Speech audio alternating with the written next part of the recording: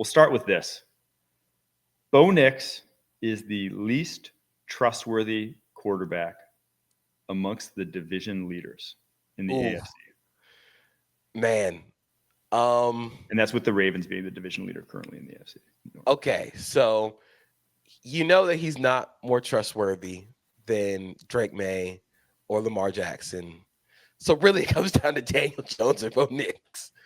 So, man, I'm going to say I'm going to overturn it because I think that he's more trustworthy than Daniel Jones. But I do think the Colts have better skill position players than the Broncos, which will help make Daniel Jones less trustworthiness not really matter. Like, as long as they continue just to feed Jonathan Taylor and minimize Daniel Jones' impact on the game, you can say, like, he can do whatever he wants back there. And you'll still have a pretty competent offensive output. I don't think the Broncos can do that with Bo Nix. Yeah, I think I feel the exact same way you just said. I would trust Nix, so I'm going to overturn it. I would trust Nix a little more than Jones in a gotta-have-it situation. If they are, fourth quarter down to own 10-yard line, a minute 40 left, I'm taking Nix over Daniel Jones all day. I just am. I think those situations, he has proven it more than literally any point in Daniel Jones' career. And I thought this was very interesting. The EPA per dropback of those guys in the AFC, May, Jones, Nix. May is obviously far and away the best, 0.269. Jones not too far behind at 0.217. Nix at 0.073. So like two top 10 guys, one in the bottom 12. But then the fourth quarter, that order actually flips. Bo Nix is at 0.219 EPA per dropback in the fourth quarter. Daniel Jones at 0.095. And Drake May is actually only at 0.033 in fourth quarter and overtime this season. They've been front running a lot. So actually, Drake May's clutch gene, as Skip Bayless loves to say, it's kind of in debate right now. He's not fully certified clutch gene just yet. Yeah, part of me feels like the fourth quarter stuff for the Broncos eventually is going to run out because we've seen it run out with a lot of teams. Yeah. But we know that this might be real. Like Bo Nix being able to play a lot better in the fourth quarter seems sort of real. And they've done it against real football teams. And the ability to just go and find answers and play a little bit more confidently in the fourth quarter, I think that's something innate that a lot of guys don't really have.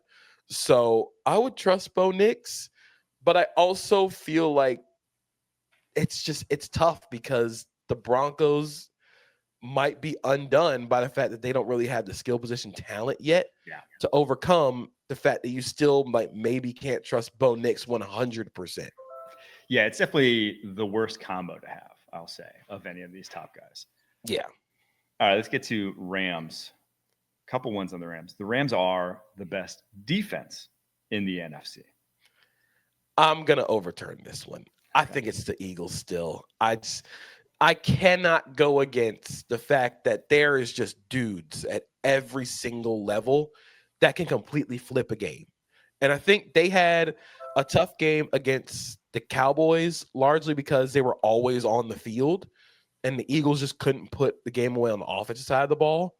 But they have impact players, with the growth of Jordan Davis at defensive tackle, with the emergence of Nakobe Dean once again. They can rotate guys in and out of the game. Jalen Phillips is still playing very well.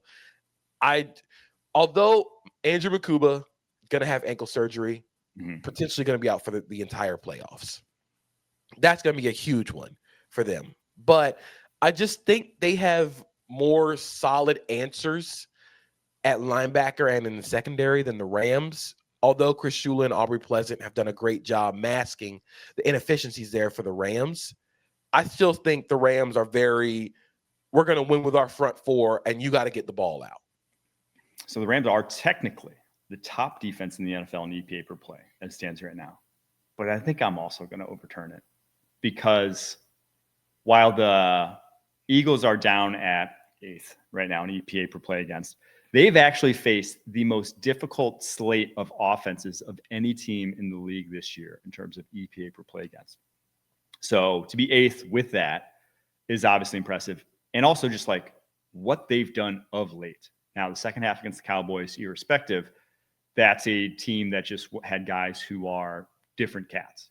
George Pickens went off, and hey, you're not going to face a number 2 wide receiver that's like George Pickens the rest of the season. So that didn't help.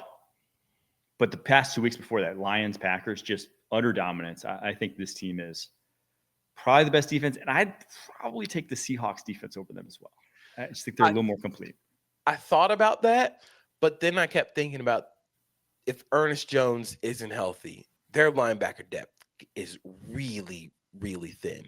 And they're really inexperienced at that linebacker spot. So whereas the Rams are thin talent-wise at linebacker, they at least make up for it in experience. Nate Landman has played a lot of football. Mm-hmm. I don't think Drake Thomas, Pat O'Connell, I don't think those guys have a lot of experience. So I think it's thin. We keep saying with the Seahawks and the Rams, the margin between these teams is really thin right now. And I think it's the same for the defense. All right, let's go to the other side. The Rams are the best offense in the NFC. Will it stand? Yeah, this one stands. I mean, they are incredible. And I even think against the Bucs, they went away from the 13 personnel stuff because Tyler Higbee wasn't playing, and also because the Bucs, when they play base defense, they can house people in run defense. So they just went 11 personnel and decided to shred the Tampa Bay Buccaneers, who are a good defense given any week. So the fact they have talent at both receiver spots, they have a quarterback playing an MVP caliber level, a run game that's just successful. I don't think they're explosive as a run game, but they're successful enough to make you consider having to defend them as a run game. And Devontae Adams is just having a vintage Devontae Adams career, a Devontae Adams season. He leads the NFL in receiving touchdowns, and a large part of that is because they go to him in the red zone more than almost any receiver in the NFL. But the fact that they're able to do that is one of those where it's you have this guy, you also have Puka Nacua that you have to worry about, and Stafford's just playing at a super high level. I would argue they're the best offense in the NFL. Ooh, okay. As much as I would love to put on a cheese head and my nerd glasses and say, well, actually, the Packers are number 1 in EPA per play of any offense in the NFC. I don't think the Packers are the best offense. Maybe when they get Matthew Golden and Jaden Reed fully healthy, integrated into the offense, maybe. But I'm going to say this one stands. This one, I'm not going to confirm it. I think it is tight. I think there are some good offenses, and I honestly think the Cowboys are also in the mix. And I'd actually put the Cowboys up there before I put the Packers up there, because we didn't see the offensive line for the Cowboys at full strength for a large portion of the season. We saw it this past week against the Eagles, and they kicked some ass on the ground in that second half. So I think the Cowboys are actually the closest one, but I'd probably lean Rams just because of the Sean McVay, Matt Stafford factor, and just the receiver factor there right now for Los Angeles. Let's get to this one. The Vikings are in the starting quarterback market this offseason. Oh, man. Can we go to TV commercial? Here, I'll make my ruling first. Confirmed. This is confirmed. You can throw out all this guy started off his career poorly that you want. You have to. Coaches don't have another year like this. GMs don't have another year. I think there will be guys available who are literally playing competently in the NFL right now, at least to a degree that J.J. McCarthy's not. I'm confirming this. I think you have to be, given how disastrous the start's been. And you can point to whatever tape you want about, some plays aren't his fault. That's every quarterback in the NFL. Some bad plays aren't and don't end up being their fault. When you don't have the good plays to offset it, when there's really no, I saw, Taylor Lewan say he's shown flashes. Flashes to me are a quarter of good play, a half of good play over a few games. That's a flash. A flash isn't one throw. Anyone can go out and make one good throw that's impressive if you have a strong arm. The sideline throw to Justin Jefferson this past week. I saw people oohing and ahhing over it. And it was a good throw. Probably wasn't a good decision, though. If that's where you have to put a hole shot, because that was the only spot that was going to be completion, I would say that's actually a bad decision even by NFL hole standards, even by NFL window standards. So I don't think there's actually been flashes from J.J. McCarthy. The only flash was week 1, and I thought that one was even overblown in the comeback that he had. It was like a few good throws in one quarter. If we haven't seen it since, yeah, I'm worried.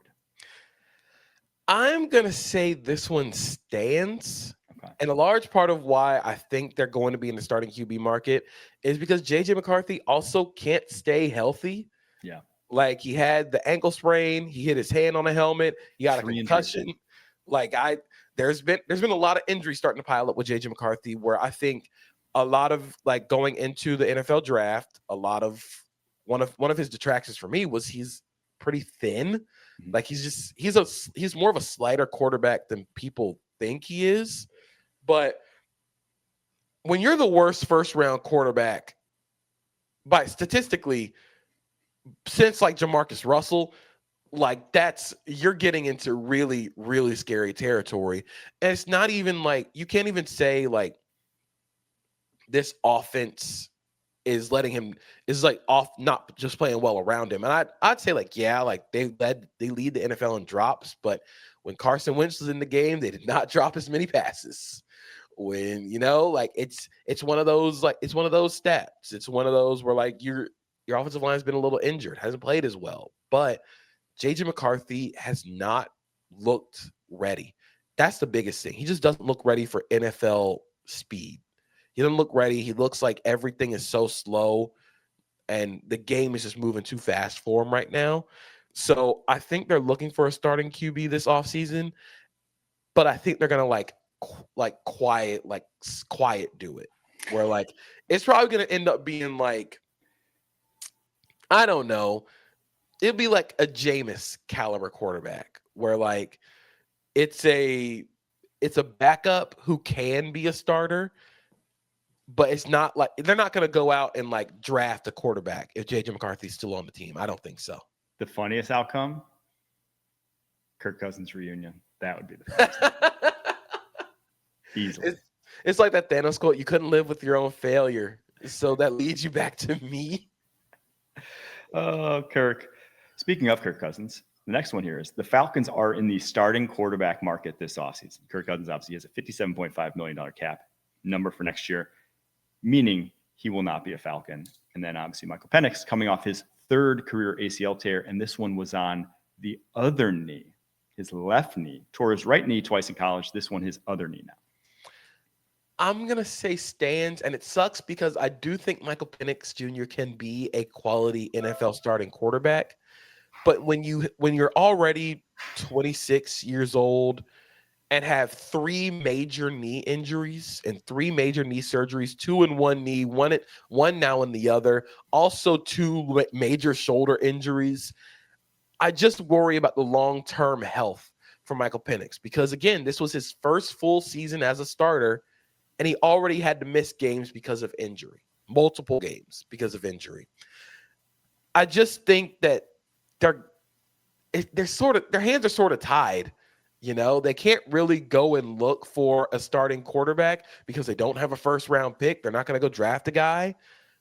But the starting QB market this offseason, it might be a little rough. I mean, who are you going to go get? Like, again, is this another Jameis spot? Is this are you going and signing Russ? Like, there's not a lot of options here. Like, there is no Sam Darnold and there is no Daniel Jones for that case. I'm going to overturn this one. I just, for what you were saying there about there is no Sam Darnold, there is no Daniel Jones, you're not going to draft one this year. You almost by default have to give Penix next year. Now, you're obviously not super excited about how this year went. You would love if he didn't tear his ACL for a 3rd time. You would love if his numbers were a little better and the offense looked more competent than, he was 18th in EPA per dropback. He was 29th in completion percentage over expectation. Those are objectively not good numbers, given that he does have a bevy of talent around him at the playmaking positions. All that being said, I just don't think there's any upgrade to be had. You just have to ride this out. And it might not go well. It might be some new pieces in place, whether it's at OC, whether it's at head coach, whether it's at GM.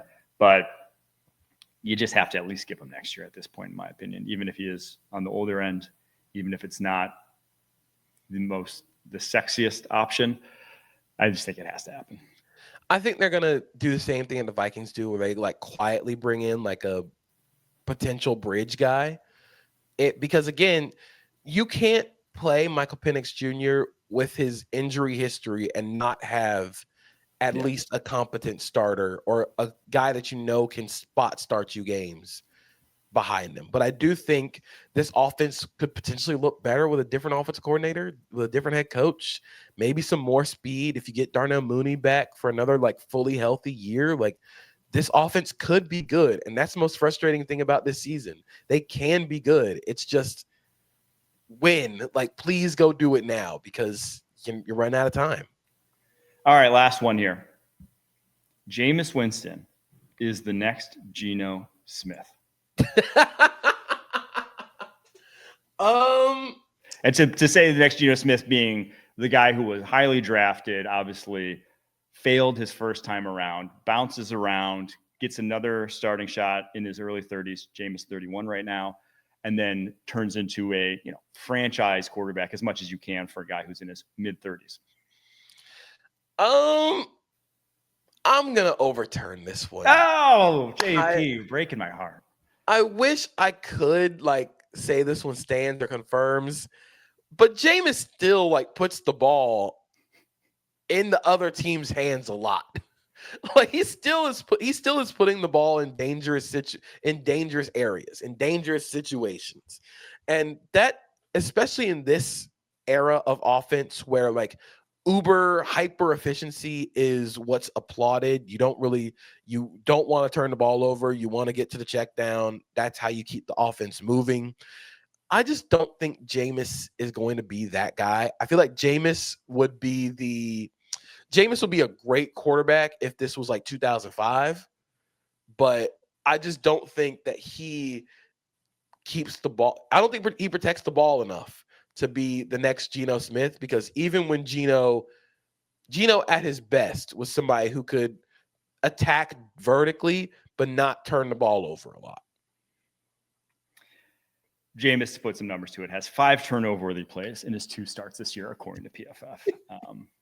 That's an insanely high rate. That's 6.7% of his plays so far this season. Now, he also has the highest EPA per play of any quarterback in the league this season, and it came against the Packers and the Lions. They did it against the Packers and the Lions. I'm going to say he stands. I think he rebounds somewhere, and now maybe doesn't reach the highs that Geno did, but I think he becomes a starter for somewhere next year. And now he is under contract with the Giants next season. Then he becomes a starter next year. I think they trade him because they need the picks, truthfully. And you're obviously not in your long-term plans. That's Jackson Dart. They trade him. Someone covets him, and I think he turns into a competent starter somewhere and gets like 3 to 4 years out of him, I think. Which team is the one that trades for Jameis? The one I want to see, and this is purely because of how they're operating right now, Arizona Cardinals. I think he would be perfect for Arizona. It's one of the 3 pass-heaviest teams in the NFL this season, and that's been with a backup quarterback for a good portion of that time. They want to sling it. I think the fit with the talent there, guys like Marvin Harrison, Michael Wilson, Trey McBride, I think he would put up numbers there in the desert. I like that one. I like the Cardinals a lot, especially because we don't know I think Kyler Murray is going to be off the team this upcoming season. I think Jacoby and Jameis are very similar in how they play, where like they are pure like throwback passers. Maybe I think the Jets are going to be picking too high, and they're going to pick a quarterback this season. Man, it's sort of tough. Maybe Atlanta. Maybe Atlanta becomes a real thing. The funniest one to me would be Minnesota. It has to be Minnesota. Where like easily. Jameis would be Kevin O'Connell's most imaginative QB reclamation project yet. This is his magnum opus. Oh my gosh. I thought Kirk Cousins was the funniest option, but it's like Jameis is always the funniest option. No matter what it is, if you're talking about funniest quarterback, it's always going to be Jameis. I still think the funniest QB coach pairing is Kyle Shanahan and Jameis Winston. I just give me one season of that.